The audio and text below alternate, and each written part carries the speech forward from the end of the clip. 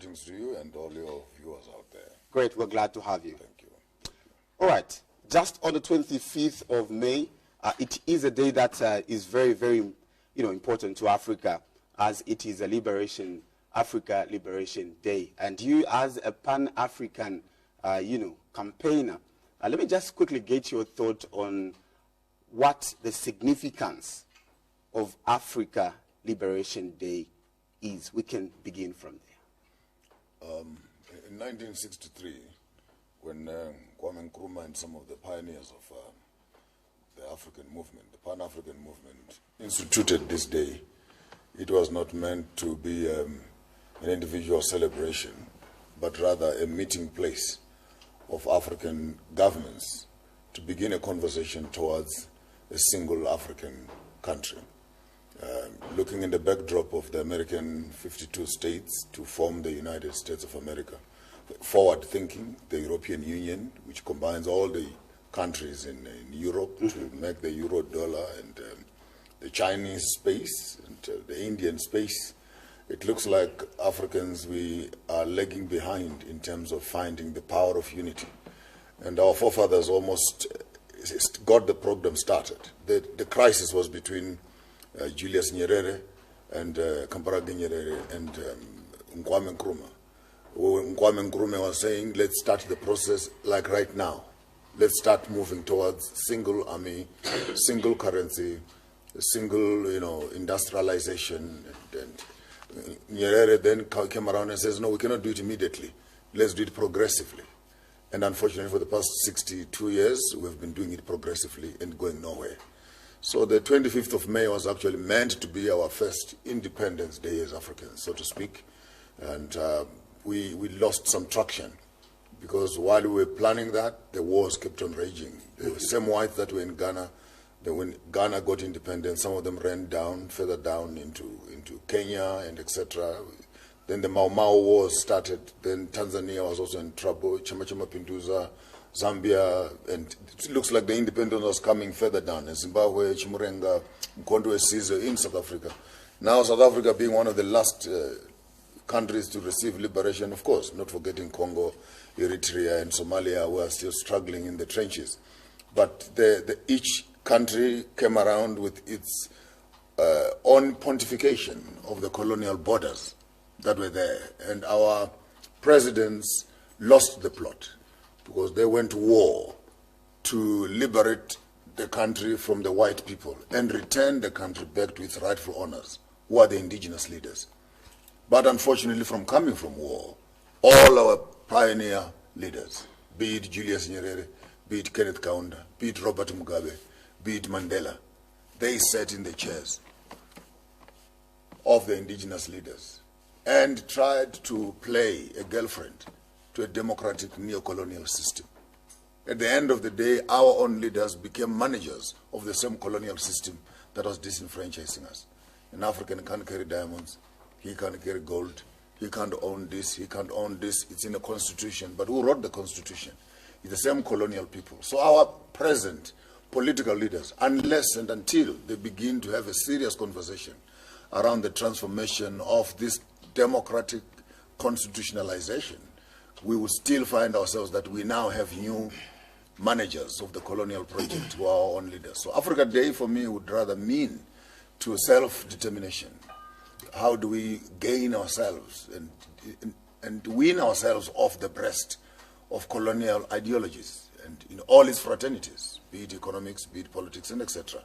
And we are losing time because we think it's a 1 day per year, when in fact the Africa Day for me says, you are this, then continue to live as such for the rest of the year. Thank you. Bishop, let me come in quickly. In your view, you've narrated what the Africa Freedom Day was supposed to be and what it is not. And I'm grateful that you also talked about the difference in opinion between His Excellency President Nyerere and His Excellency Kwame Nkrumah.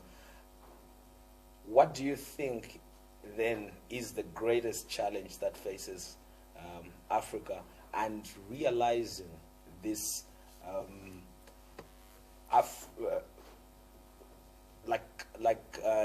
getting to a point where we are weaned off, to borrow words, we are weaned off the breast of the colonial and imperialistic masters.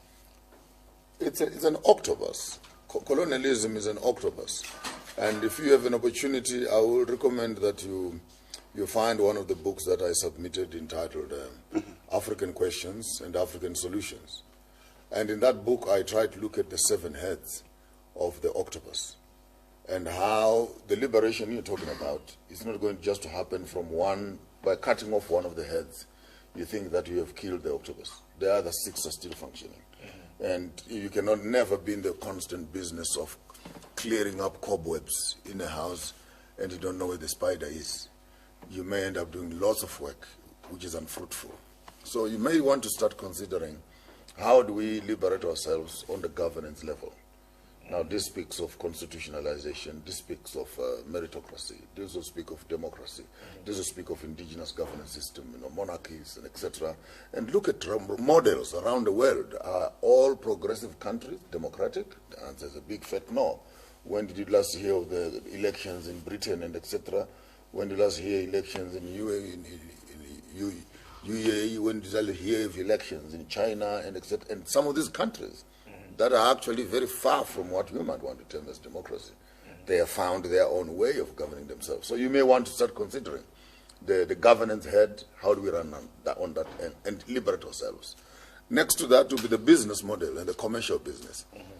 How do we liberate ourselves from colonial commercialization of our assets, the banking systems and etc., and how do we come back to indigenous banking and economic systems? Zunde, for example, in Shona, Mshandira Pangwe, Chama Chama Pinduza, working together, Umoja, and etc. Did we not have a sense of banking? What was the role of cows and trade and butter and etc.? Why would we exchange value for paper money? For paper money. You know? Now on Thursday, when Keith Van Tel and I were here, and Frank as well, we talked about the fact that Africans sometimes try to act as though we only got into politics and into governance after colonialization. But the truth of the matter is that we governed ourselves as a people. Our forefathers did govern themselves as a people. And yet, much as we say that we fought off our colonial masters, they left us their language, they left us their constitutions, and we have run with them 6 decades down the road.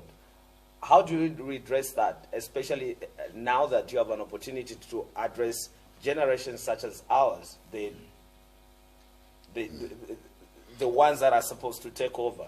Should we continue business as usual? How do we kill this octopus? How do we get rid of this spider so that we stop what you and our forefathers have been doing in the last 6 decades of clearing off cobwebs and still feeding the spider? The issue actually is more painful, is that the African political terrain is simply swapping hyenas with foxes. Because until you have a political mindset that knows the quality of the colonial system, and you go there not to manage it, but to transform it, we will still find that every 5 years we'll be changing and putting another fox and wonder why the sheep are constantly disappearing. Meanwhile, we don't know actually that the system in which we are running around, this whole presidential facade of Africans, we have a new president, we have a new minister, it's all a joke of the highest order. Because some of those people that go there, they can't even spell their names, for crying out loud. You go into the Minister of Sport, I heard some people arguing about soccer here, to our embarrassment, that we could speak so much and spend so much energy on colonial entertainment, as if before the white men came we did not have our own sports. The Minister of Sports is there to manage colonial sports, rugby, football, cricket, darts, and what. And you wonder what happened to Mlabalaba? What happened to our intelligent mathematical games which we used to play, which are much more intellectual? So even when you look at the Minister of Agriculture, he goes there to sell, GMOs. You look at the Minister of Health, he goes there to make sure that we get more tablets. Who has stopped to say what are the indigenous healing components that we can include and incorporate to the health system, to the education system? Look at entertainment. We're here to be a Minister of Entertainment. You're here approving some contracts from Hollywood and from other movie houses. What happened to us finding our own entertainment space and owning the space of ourselves? So hence I'm saying you go there and you look for Uncle Toms who must manage the colonial machinery. Because throughout the 7 fraternities, you cut me short, I only gave you 2. I was going to give you the other 5. That you look at governance, you look at business, you look at education. What do we go to school to do? What do we go to school to do, honestly? After you have memorized the history of Britain and the history of China and the Bolshevik wars, how does that convert into industry? Now that you know how old was Julius Caesar? The Bismarckian system of alliances. Yes. Julius Caesar, who killed Julius Caesar? How did Napoleon lose his war? Okay, create a job out of that. So you would find that there is a total disjoint where even... I hope Van Tel is listening. Even the ones who call themselves the most educated, many times, they are not educated in inventing, in creating, in innovation. They are basically schooled. No, but school has not gone through us. Been to school. We've gone through school, but school has not gone through us because we have not learned the art of learning. We have learned the art of memorizing. Bishop, I was thinking, because you've had a number of these conversations even on your platform, even the books that you have read. As African continent, are we going to continue lamenting? Are you also part of the group lamenting, oh, Africa, here we are, this is what we need to do? What's the beginning point? I will not spare you for saying lamenting. When a person is beaten, he must cry first. Don't become sadistic, that you find me hurt and I'm crying, and you want to undermine my tears and say, just move on. No. Let's cry first. That's being narcissistic. Allow us to cry first. For how long? Hold on. We've been beaten for 400 years. And there's no way you can expect a system that has entrenched itself in our DNA for 400 years to be wind over in 2 weeks. But however, to be more progressive, if you would watch the entire content of my presentation, it's not just about mourning. It's about crying first, but after crying, what do we do to transform and change our trajectory? And I would want maybe to present a picture so that we understand that the transformation is not going to be cosmetic. It's going to be thorough. So there's no way you can take soldiers from the streets and you give them guns tomorrow and say, start shooting. You will not come back with all of them. They will die. So why do you take them for training? Why do you show them how to survive before you can take them to the battlefront? And right now, you as young people, you are ready to go and fight. But I wonder, and I doubt it, if you even know what you are going to shoot and how you are going to shoot and the strategy. So there are 2 types of wars. You must always remember as a young man. The first war is the war of generals, where they wake up every morning and they go and sit in the boardroom, and they put a map of the place where they are going, and they study the weather, and they study the raw material, they study the food supplies, they study their manpower, they study their artillery, their anti-airs and stuff like that, and see how do you position them, and they're pushing things on that board. 6 months sometimes, 2 years, 5 years, 10 years. China's been doing it for 30 years, planning for America. The day you finally say, let's go to war, I bet you that you have a clear understanding of what you're going to be doing. So as young people, now you want all these things to yourselves. But I tell you, if I give you $10 million right now, what are you going to do? You're going to buy a Lamborghini, fly to Dubai, spend all that money and give it back to the system. Because that's the utopia that education, entertainment has actually planted in your mind. So the question is, would you take 10 million and go back to the village, drill balls, go and buy a mine, employ people, fix up some roads? If I give you, and it's your money, will you put it in a hospital? And do you think that your leaders are different from you? The answer is no. The software controls the hardware. And until we understand the depth of confusion that leadership has, it's a crisis. It's a crisis of the highest order. Because we are in power, but we're not in control. So how do we transform that? So being in power without control. What's the use of it? What's the use of being in power and you're not in control and your nose are being pulled? As Ruto was saying the other day, these guys are all acting big around Africa here. When they get to Britain, they're shipped in a bus and made to sit at the back of the room because you're not important to us. We will value what is valuable to us. So until we have some sense of self-worth as Africans, the question is where and how do we need to transform? How do we develop that sense of worth? Number one, kill the education system. Rewrite it. I will explain a simple definition. Great, yeah. Go ahead. As a solution. Okay. Stop going to school if you don't know what you're going to be schooled on. So number one, walk the village of Kafue, walk the village of Kabwe and Copperbelt and Livingstone. Walk the streets, see what the problems are. Put up a proposal, research problem. I want to solve the problem of 1, water, 2, sanitation, 3, unemployment, and 4, and 5, and 6. Identify one of them. Then walk up to a university and say to them, I want to solve this problem in the community. Let your 4 years of academic studies be solving your problem that you want to implement within the community. How do you want to solve this problem? You network with other students who will help you solve these problems. Professors are there who will help you solve these problems. Funders are there who will help you solve this problem. By the time you finish your academic pursuit, you are not going to be looking for a job. You go back in the community to go back. So in other words, your studying is towards yourself. Your studying is not a passport for you to escape from yourself. Now, this makes a big difference. Because many of us right now, after graduation, we have passports to go where our skills will be appreciated. Why? Because our ground does not know. It's a sad state of affair that a Zambian student can graduate to become a master's and a PhD and still does not know how to process, dig, or make a product out of copper. Yet you are the biggest producers of copper in this world. And the minerals are underneath your houses. But throughout your study, you don't even know how to identify it, how to clean it up, and how to convert this great resource. So our education is here, our resources are here, and the two have never been meant to meet each other. So how about we start a new curriculum that says, if you are a Zambian, what is Zambia? Where is Zambia? What do we have in Zambia? Frank mentioned something interesting on Thursday. He says it's amazing that for a country that can export rosewood and other very, very, very rare forms of forestry, we actually do import toothpicks.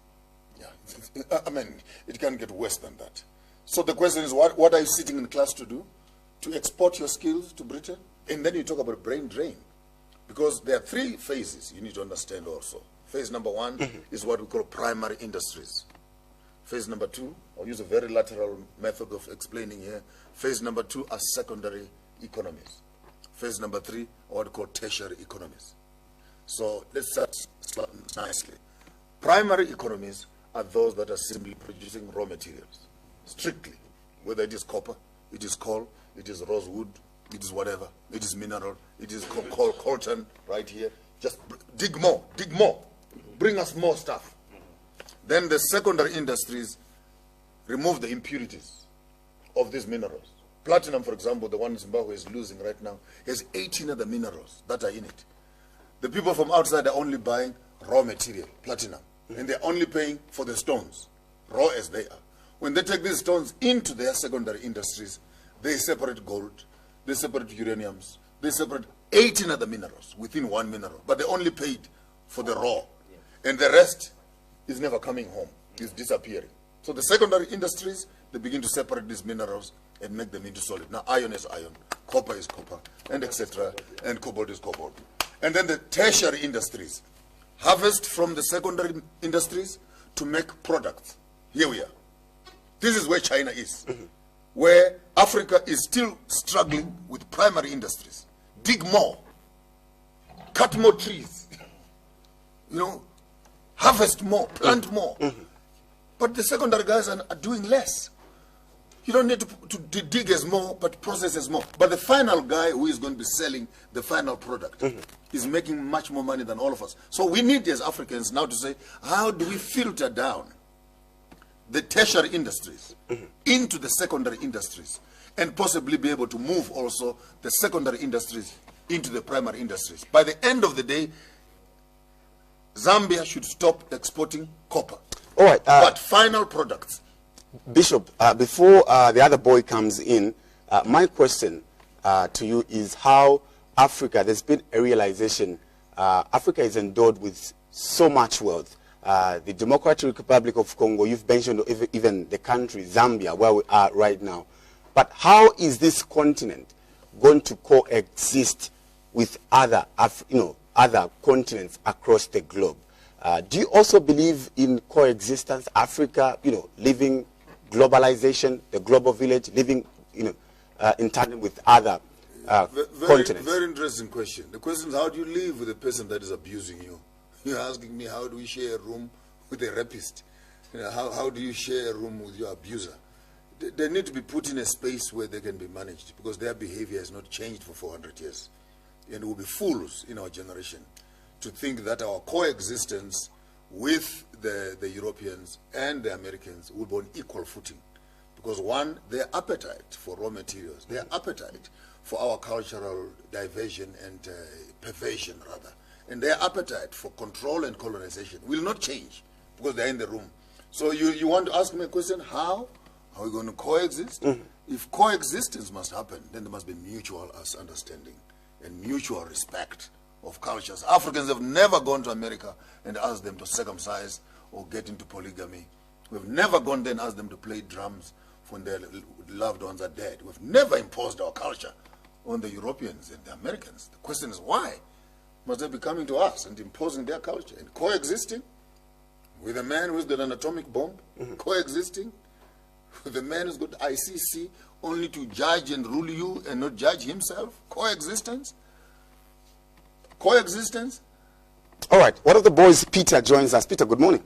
Good morning. Interesting conversation is going on. Great. Throw in. I think for me, I'll probably be echoing some of the questions that you said. All right. At what point then do we mark as the beginning point of either the revolution or the change that we want, either in leadership or maybe in the governance of the country? What are those prerequisites that, when put in place, we then say this now is the start?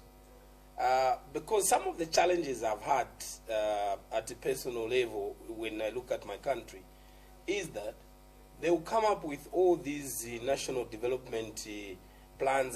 First, I think we're in the 7th now, right? 8th with the new dawn. Even yes. the first one is not complete. If you look at what the objectives of the first one were, it's not complete. Now, at what point do we realize that these are the prerequisites set now? Let's begin to move.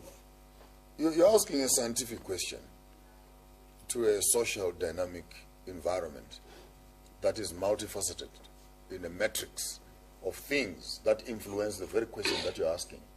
At what point? Maybe we have moved already. The first point was to remove the colonials from power, so to speak, and put ourselves. But the question is, when we put ourselves in power, did we know what that means? Did we know what we needed to transform? And by the way, off the record, sir, we don't need politicians to change a country. Viva this and viva this does not change anything. What transforms and what develops a country are engineers, are implementers, are electricity suppliers, machinery people, people who can dig, people who can build. Those are the people who transform. So for you to take a fellow comrade, because he speaks good English, and you put him in a position of power, and you hope that it will transform, the answer is a big no. What do we need? We need to convert our own institutions, both of learning and development, to become the drivers. I even suggest that sometimes, I was saying this in Zimbabwe the other day, that we may need to take politicians and lock them up in one room somewhere and have national development agency on one end, which then looks at all the ministries in one room and say, what is the budget? How do we begin to develop each one of these? Like technocrats who are not in power today, tomorrow they're chased away. This whole 3-term, 2 years, because this development has become a political appointment. And the political appointments are only 3 to 4 to 5 years old. The question is, how much difference can you make in a country to transform it in 5 years? How long does it take you as a husband to build a house for your wife and children, and etc.? If it's not 40 years, if it's not 50, sometimes even at 60, You're still struggling to build a house. How then do you think that you give a man a country, a range of 2 years or 3 years or 5 years, and he must change the whole country? How do you budget? How do you even think as young people? How do you do a strategic plan? How do you assess the environment? How do you tender? How do you procure? How do you then begin to implement the project? To build a road only does not take 2 weeks in China. It takes 2 to 3 to 4 years of just mapping up and planning, surveying and etc. After that, quantities, bill of quantities, BQs, after BQs, tenderings, after tenderings, selections, and then funding, and then implementation. You can't do that in 2 months. In your view, what is the best model of leadership? I know there's situational leadership. There's the democracy of Gaddafi, which probably maybe I subscribe to. There's the democracy of the Americans. Yeah. And then there's the leadership of China, for example. What is it that you think can fit Africa? You're asking my view. Yes, your view. Right, at your own risk, of course. My view is, first of all, we kill the Roman Dutch demon that is in the house. Because you cannot running Zambia with the Roman Dutch law. If this is as Roman Dutch territory, then give us Roman Dutch passports. But that's for another day. But from my perspective, the capital ideology must be removed. The capital city ideology must be removed. You decentralize the capital story to regions. For example, Livingstone can be the capital of the Department of Tourism. Are you with me? Okay.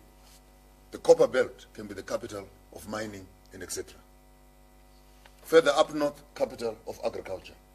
Then you move the whole ministry from Lusaka and you put them, the entire ministry. Go to either Livingstone and their budget. Or, yes. They move there, and they move there, and they move there. And you begin to see that you remove the stress from the capital city. And you begin to see development happening in regions. And those regions are now able to collect their taxes and utilize it within their regions. And then send a tax, a certain amount, to the capital city. And here can live maybe the legislative framework where it's happening. And the government, therefore, only needs to speak to the leaders of those provinces. But these people are on the ground, and their money is on the ground. Don't tell me of a constitution where you simply elect a person to go to Lusaka. And when he goes to Lusaka, he is actually taking all your money to Lusaka. So what do you see? You see beautiful Lusaka is developing. But go downtown. There's nothing that is happening. And you cannot measure a country's development from a capital city mentality. Yeah, is that by any way close to what the federal state would be? Because currently we have provincial ministers, but I'll tell you myself that they are not effective. We don't really, if you look at what is done in a province, you probably feel, maybe it could be my just assumption, but you probably feel we do not really need provincial ministers. But currently we have that. Are we looking at a federal state, or what is the bridge that then we... You would find it difficult when you're using colonial frames to understand this. Let's go slowly. Yeah. I'm not talking about federal states. I'm talking about regions utilizing their resources where they are. Having provincial governments that are simply reporting to the head office, but they don't have the finances to support that. How about the Copper Belt? They're able to retain their resources and retain their profits to develop the Copper Belt, so to speak. How much development will you see happening there? So it's not just having a provincial leader who is reporting to Lusaka, but it's actually having a province that is able to harvest, govern, finance, develop itself, and even develop curriculums that deal with its own resources and develop its people, students, young people, entrepreneurs to speak to. You cannot leave that assignment to the capital city to come here, because most likely the capital city does not know what is happening at the bottom here. And one man in the Copper Belt you call a premier cannot represent all of us up here. So for me, the decentralization of the capital city mindset allows the local, regional, undermined provinces to benefit from their resources. Let's pick it up from here, Bishop. Yours, even the moment we got to share the announcement, official announcement, you'll be joining us for the Breakfast with the Boys, I received quite a number of phone calls. That Bishop is very controversial. and looking at Zambia as a Christian nation, I want to get... It's starting now, yeah? Now Wow, that's for another day. They say I'm controversial, but he is the one who is starting. Declaration. We're doing fine so far. Now you want Listen, Bishop, listen. It's all right. All right, cool. But yes, I want to get what your view is, especially on how Christianity was introduced in Africa. And you, at many times, you've been able to come out very clear. You do not subscribe or you do not believe in the Christianity that many people believe in now. Let me get your view. Yes. Are you a Christian? Have you denounced Christianity? What is it that you believe in? What is your religion? What is Africa's religion? Hush. You are not ready, young man. You're not ready. You call yourself boys here. You're not ready, boys. Big boys. Big boys. Yeah. You know what? Big boys must put on big boys' pants. And stop putting on diapers and napkins. If you want to play with the big boys, then we play with the big boys. But let me go for you, Chief. Yes. What do I believe? I don't need to believe in anything for a start, because things are existing by themselves without you. But to be frank and to be fair with your question, the God of the colonialists and the God of the Africans are not the same. The God of the slave and the God of the master are not the same. I'll explain why. Right. When you get to America and you get to Europe, and they're talking about their God, they're talking about their God who gives them land. They're talking about their God who makes them have dominion, have power, multiply, be fruitful, and etc. This is the God who tells them that wherever you put your foot, you're going to own those places. This is the God who tells them that I will take you to the promised land. Like the Afrikaners even believe that the whole of South Africa is the land that they were given by God. So this colonial God that I'm talking about is the one that actually gives them an advantage over their subjects and over the poor. But when you come to the African God that they have packaged and put in a small little shoebox for us, is the God that says, servants, obey your masters. Slaves, be good to your leaders. Yes. It is the God that says, give away your land and everything else and wait for the second coming of Jesus. He will bless you when you get to heaven. Take the world, but give me Jesus. Wow, beautiful. And you look at these two types of human beings, the colonialist, and you look at the African, and you can by no means say they are talking about the same religion and Christianity. So when you come to me with a big blanket statement and say, are you a Christian? Are you a Christian? You are not applying your mind to matter and facts, because the function of these two, this one is collecting money from the local people and giving it to his own country and developing his country. And religion has been used as a pimp when Africa is being sodomized. Where were they? Are these not the same people who were mercenaries sleeping with the missionaries? And you don't come around to me and tell me that religion has done us good. No, it has been a pacifier of our pain. Any religion that has taught us to love our enemies is not what I want to believe in.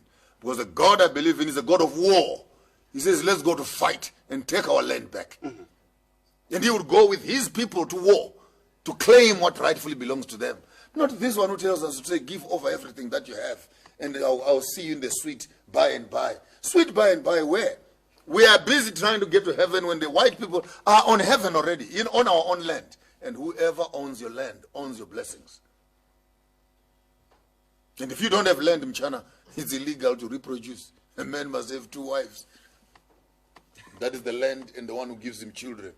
Without territory, it's illegal to have children. You bear them to poverty and trouble. So you talk about religion, you're talking about the core existence of African ethical morality and behavior.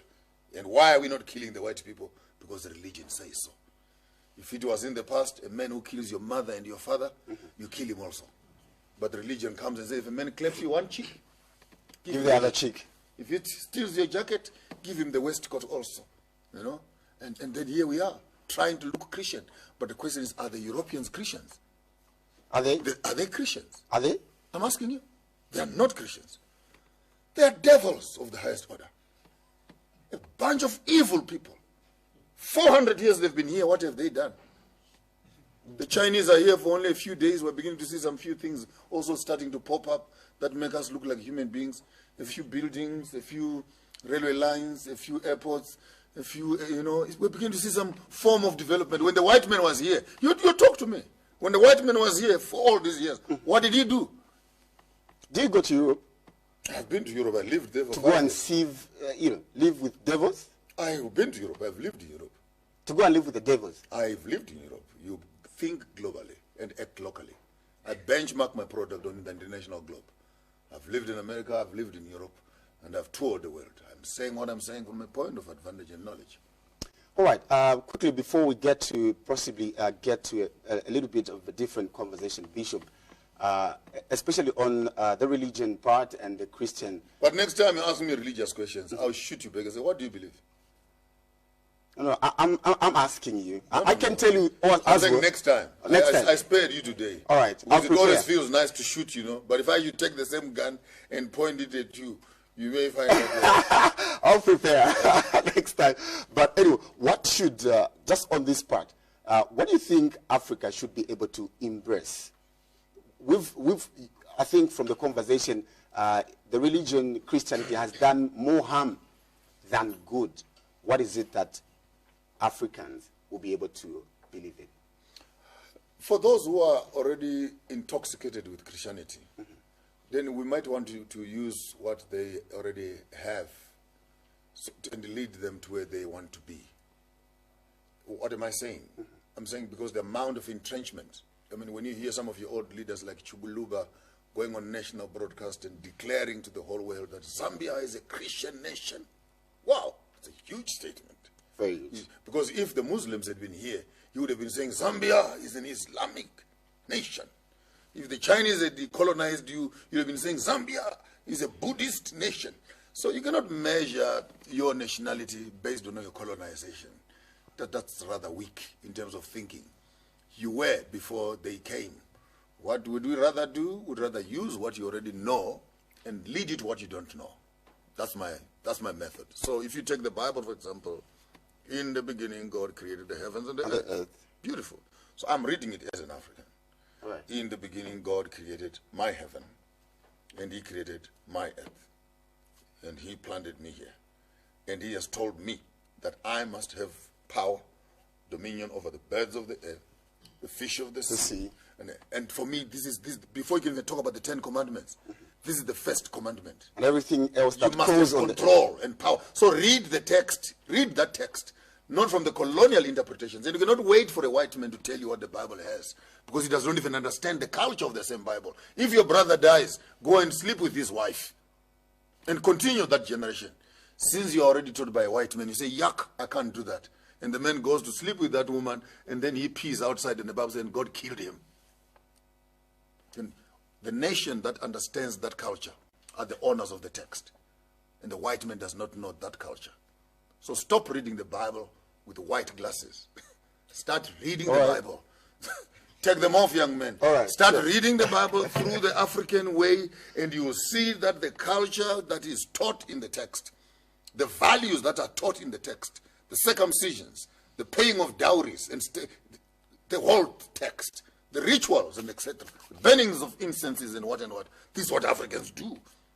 But we have waited for a white man to tell us in the very same Bible that when this is happening, this is evil, this is evil, this is evil. And you wonder, how can you wait for a white man who does not even taught him to teach you about God? I am Piri, Shoko Fuzije Namkanya. You know, Jesus from the tribe of the Lion of Judah. And Mr. Webster, what's your totem? He doesn't even have a totem. And you wait for that man to come and teach you about the text.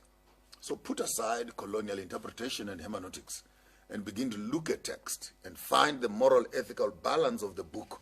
Then you may find that you may start to enjoy reading that book. If it is the last thing you must do to find other books that were removed. But whatever they've delivered to us, you could begin to see some value in that text. All right, very, very beautiful. Now joining us also on the Breakfast with the Boys is a singing evangelist. And we're going to speak about the event, I think, that you're also going to be a part of this particular visit to Zambia. We're joined by a singing evangelist, Mr. Samia Musonda. Mr. Musonda, good morning. Good morning. How are you doing? I'm doing fine, and how are you? Very, very fine. Thank you. Good to have you on the Breakfast with the Boys. I know last time I hosted you was a formal structure, but the conversation over the weekend, it's simply everything else on anything. Yeah. But we're glad to have you. And you are putting up this particular album launch. Maybe you can just tell us about your forthcoming album then before the Bishop comes in. Okay. My fifth album is it's tomorrow, Yeah. I think, titled Mulibakolo, and it will be on Best Western Plaza Hotel opposite Zesco. The fees, just to enter the tickets, it's 150 kwacha, with the CD 250, with flash 300 kwacha. All right. The And time it's 14 hours to 18 hours. 14 hours to 18 hours. How can people be able to get hold of the tickets? Which centers can they find the ticket? The tickets are not on centers. They can call us All right. on 0977 23 27 08. You can recite. Yeah. 0977 23 27 08. All right. Bishop, you're also a singer. You are coming to grace this particular event. With regards to the music, what should people expect? And I believe, and I'm made to understand, you're also going to give a keynote speech. Maybe you can just tell us more about that. He's the one who invited me, by the way. Right. It's not a by the way. He's the big boy himself.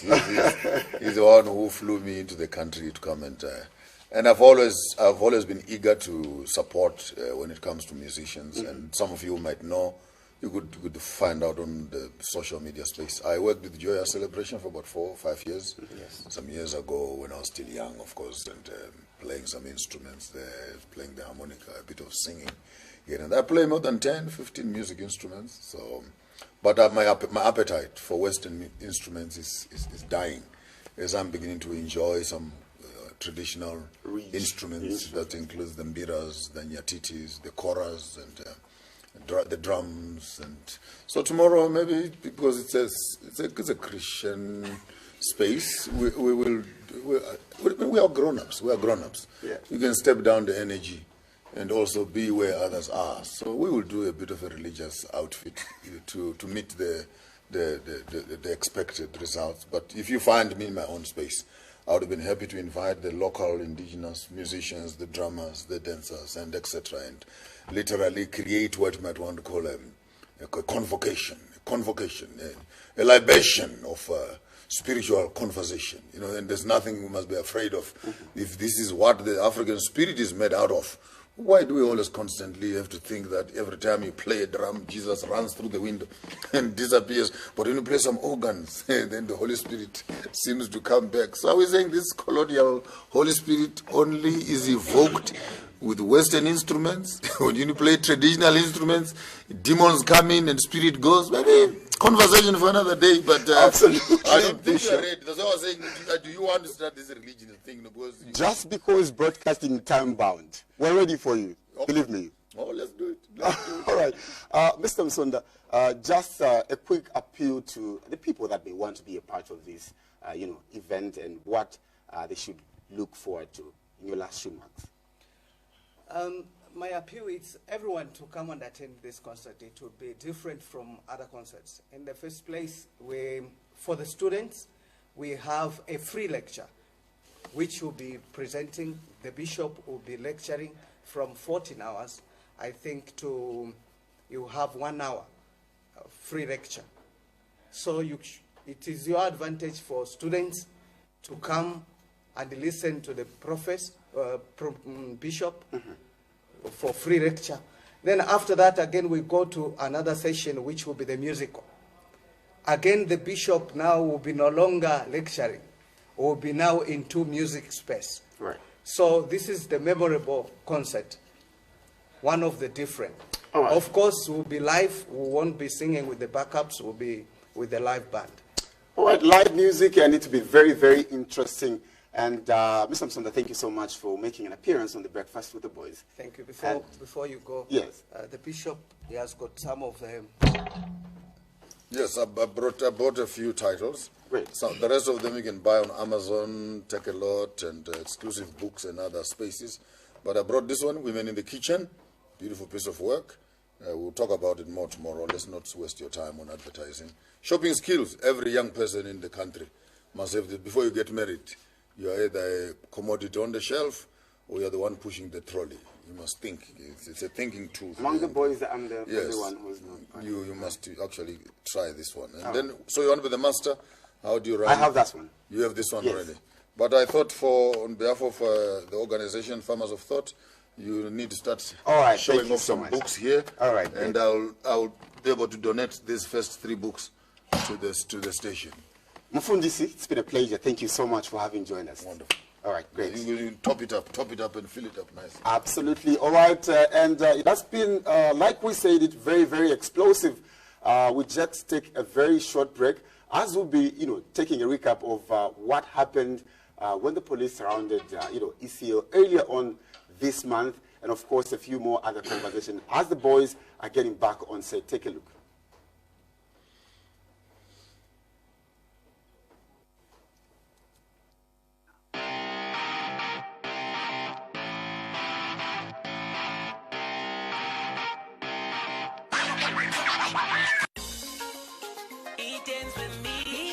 Malaria will end with you. Malaria ends with me. It ends with you. It ends with me.